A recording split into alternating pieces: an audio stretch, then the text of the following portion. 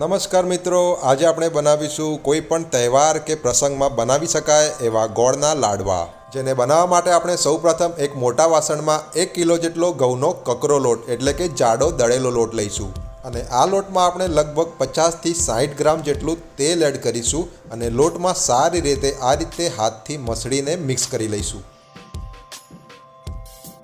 તો મિત્રો અહીંયા આપણે બધા જ લોટમાં તેલને સારી રીતે મિક્સ કરી લીધું છે। તો હવે આપણે એમાં આ રીતે થોડું થોડું કરીને ગરમ પાણી એડ કરીશું અને એના મૂઠિયા બનાવવા માટેનો લોટ બાંધી લઈશું।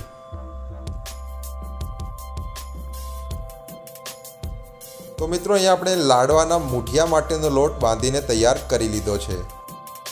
તો હવે આપણે લોટમાંથી થોડો થોડો લોટ લઈશું અને હાથથી આ રીતે દબાવીને એના મૂઠિયા બનાવી લઈશું। આ રીતે લોટના મૂઠિયા બનાવીને એના લાડુ બનાવવાની રીત એ એક ટ્રેડિશનલ રીત છે। ઉત્તર ગુજરાતમાં મોટાભાગે આ જ રીતે લાડુ બનતા હોય છે।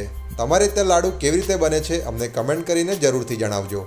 તો મિત્રો અહીંયા આપણે આપણા બધા જ લોટના મૂઠિયા બનાવીને તૈયાર કરી લીધા છે।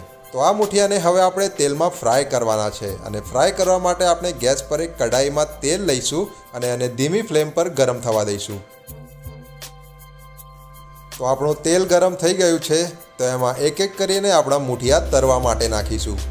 તો હવે આપણે આ મૂઠિયાને થોડી વારે પલટાવતા રહીને જ્યાં સુધી એ ગોલ્ડન બ્રાઉન કલરના ના થઈ જાય ત્યાં સુધી એને તળી લઈશું। તો મિત્રો અહીંયા આપણા મૂઠિયા તળાઈને એકદમ ગોલ્ડન બ્રાઉન કલરના થઈ ગયા છે, તો એમને સાવધાનીપૂર્વક તેલમાંથી કાઢીને એક વાસણમાં લઈ લઈશું અને આ જ રીતે બધા જ મૂઠિયાને તળીને તૈયાર કરી લઈશું। હવે આ મૂઠિયા જ્યારે ઠંડા પડી જાય ત્યારે એમને આ રીતે હાથથી તોડીને એમના ટુકડા કરી લઈશું, જેથી એમને મિક્સરમાં દળતી વખતે આસાની રહે।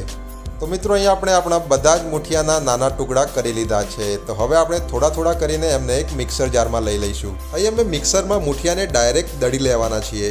જો તમે ચાહો તો એક ખાંડણીમાં એને ખાંડી પણ શકો છો।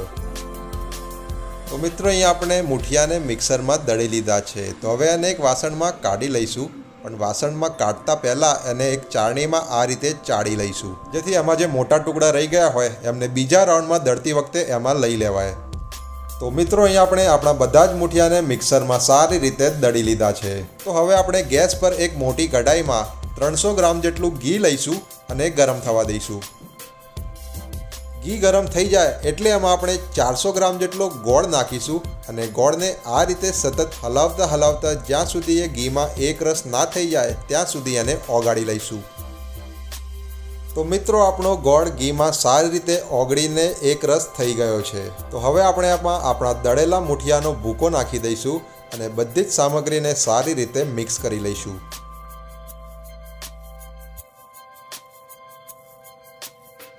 બધી જ સામગ્રી એકવાર સારી રીતે મિક્સ થઈ જાય એટલે એમાં થોડો ઇલાયચી પાવડર અને થોડી કિસમિસ નાખીશું અને બંનેને પણ સારી રીતે મિક્સ કરી લઈશું। જો તમારે આમાં બીજા ડ્રાયફ્રૂટ્સ નાખવા હોય તો નાખી શકો છો। તો મિત્રો આપણા ગોળના લાડવા માટેનું ચૂરમું બનીને તૈયાર થઈ ગયું છે।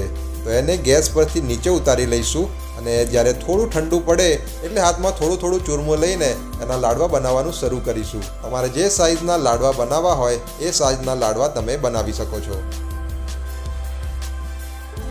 જ્યારે આપણો લાડુ એકવાર બની જાય એટલે એના પર આ રીતે ખસખસ લગાવી દઈશું અને આ જ રીતે બાકીના લાડવા પણ તૈયાર કરી લઈશું।